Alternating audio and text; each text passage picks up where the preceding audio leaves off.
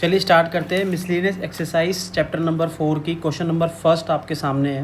कह रहा है कि इवेल्युएट करना है आपको आई की पावर 18 प्लस 1 अपॉन में आई आयोटा की होल पावर 25 और उसकी होल क्यूब दे रखी है आपको।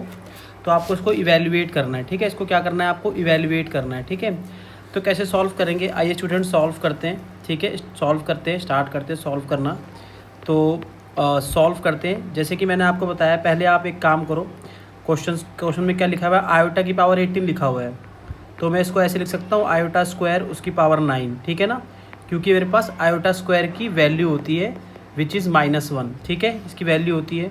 ऐसे ही 1 अपॉन, जब ब्रैकेट खोलोगे तो आयोटा की पावर कितनी जाएगी 25, है ना। और इस पूरे पे कितना आ गया आपका 3, ठीक है। ये समझ में आया। इसके आगे आगे चलते हैं दोस्तों।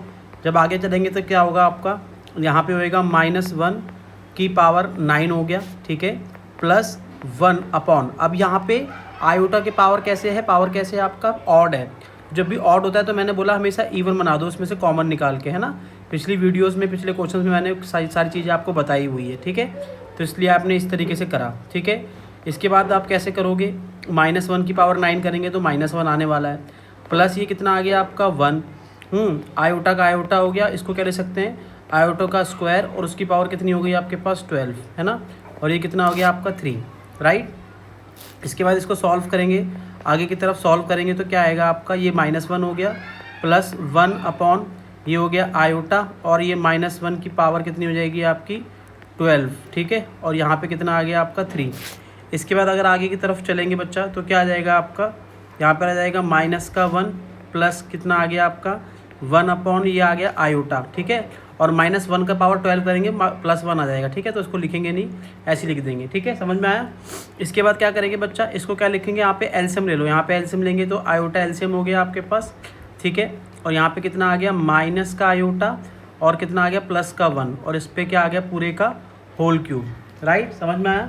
अगर मैं होल क्यूब खोलूँगा, तो मैं खोल सकता हूँ होल क्यूब को, बिल्कुल खोल सकता हूँ। तो यहाँ पे क्या हो जाएगा 1 माइनस का आयोटा का होल क्यूब हो गया, ठीक है। नहीं तो एक काम कर सकते हैं आप, यहाँ पे नीचे आयोटा आ गया, तो हम क्या कर सकते हैं, रैशनलाइज कर सकते हैं। तो हम लोग क्या करेंगे, यहाँ पे रैशनलाइज कर देंगे। तो जैसे हम लोग यहाँ पे रैशनलाइज करेंगे, इस तरीके से रैशनलाइज कर देंगे। तो यहाँ पे रैशनलाइज कर दिया आपने, ठीक है, रैशनलाइज हो गया आपका यहाँ पे। इसके बाद क्या करेंगे, आगे की तरफ क्या करेंगे, रैशनलाइज करा। अब जब यहाँ पे रैशनलाइज कर दिया तो यहाँ पे क्या आ गया, माइनस का आयोटा प्लस का 1 इंटू में कितना आ गया आपका आयोटा, ठीक है। और नीचे कितना आ गया बच्चों, आयोटा का स्क्वायर, है ना। और इसकी पूरे की पावर कितनी आपको दे रखी है 3, ठीक है। इसके बाद क्या करोगे, इसके बाद अगर आप करना चाहते हो तो इसके बाद आप ऐसे करोगे, आप आयोटा स्क्वायर की वैल्यू क्या होती है -1 होती है ना।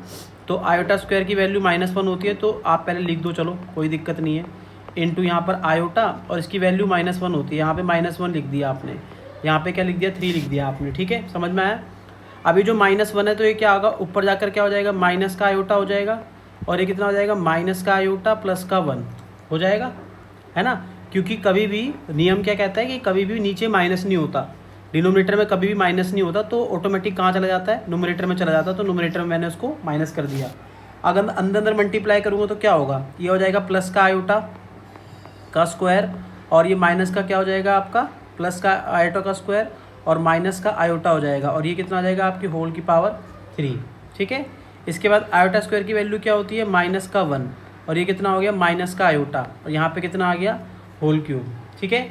अब क्या कर सकते हैं, देखो अब मैं आपको यही पहले स्टेप में आगे वाली स्लाइड पे लिखता हूँ, ठीक है। क्या लिखा हुआ है, -1 माइनस का आयोटा, और इस पर कितना आ गया आपका होल का क्यूब आ गया, ठीक है। अब आप क्या कर सकते हैं, अब आप इसमें से माइनस कॉमन ले सकते हैं। अगर आप माइनस कॉमन लेंगे तो अंदर क्या बचेगा, 1 प्लस का आयोटा बचेगा दोस्तों, बच जाएगा। अंदर क्या आ गया आपका होल क्यूब। तो जब मैं क्यूब करूँगा तो देखो -1 पे भी क्यूब आने वाला है, मानते हो कि नहीं मानते इस बात को, और आपका 1 प्लस आयोटा पे भी होल क्यूब आने वाला है, आ गया। उसके बाद क्या करोगे, -1 का क्यूब करोगे तो -1 आ जाएगा, और इसमें a प्लस बी का होल क्यूब लगा दो इसके अंदर, ठीक है। तो a प्लस बी का होल क्यूब लगाओगे तो a का स्क्वायर, a की क्यूब प्लस b की क्यूब प्लस 3a स्क्वायर, यानी कि 1 का स्क्वायर कितना होगा, 1 का स्क्वायर 1 होने वाला है, इंटू आयोटा, प्लस क्या आ जाएगा 3 इंटू 1 इंटू आयोटा का स्क्वायर, इस तरीके से आ जाएगा। ठीक है, इसके बाद आगे सॉल्व करो। यहाँ पे आ गया माइनस का, यहाँ पे आ गया 1, इसको क्या लिखोगे आयोटा इंटू आयोटा का स्क्वायर प्लस कितना आ जाएगा आपका 3 आयोटा।